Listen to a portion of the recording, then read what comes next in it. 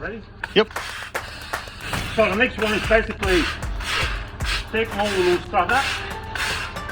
The reason we're doing that one is if we just, so we're taking this pile out, if we just put Easy Street on top of this pile, just compact it, it's just doing nothing.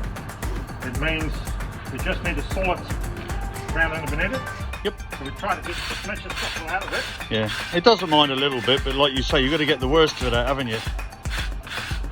So a hand broom would do always a good job. Sometimes a leaf blower, it's just as practical as possible. Really nice, soft, 15-20 degrees.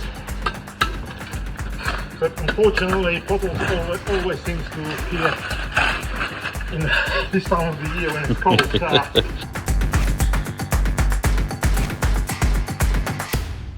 Thanks, Easy Street.